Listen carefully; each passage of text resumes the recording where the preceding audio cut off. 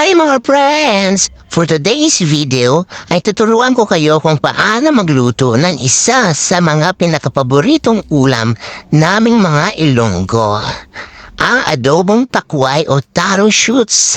Ang unang gagawin ay babalatan natin o tatanggalan natin ng outer skin ang bawat tangkay.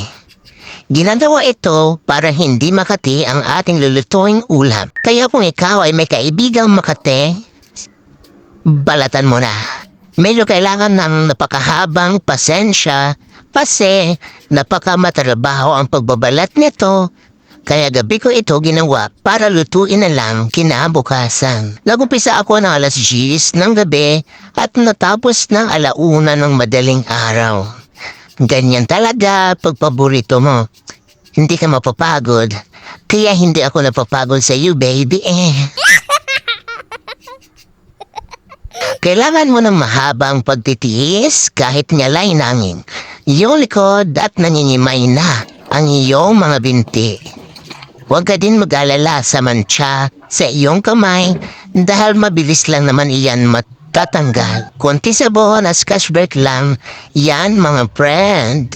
Ang pagluluto neto ay kagaya lang din ng pagluluto ng karaniwang adobo na may sibuyas, bawang, mantika, toyo, at suka. At kung mahilig ka naman sa manghang, lagyan mo ng sili. Hintayin lang na kumulo at medyo lumambot ang takway at ilagay na ang mga sekretong pampasarap. Walang iba kundi ako.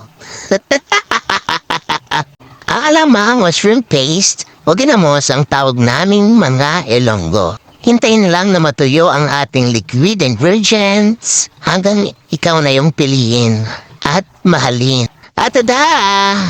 Luto na ang ating adobong takway na Mahalay.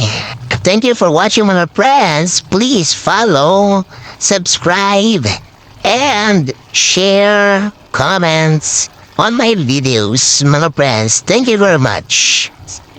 Have a good day, my friends!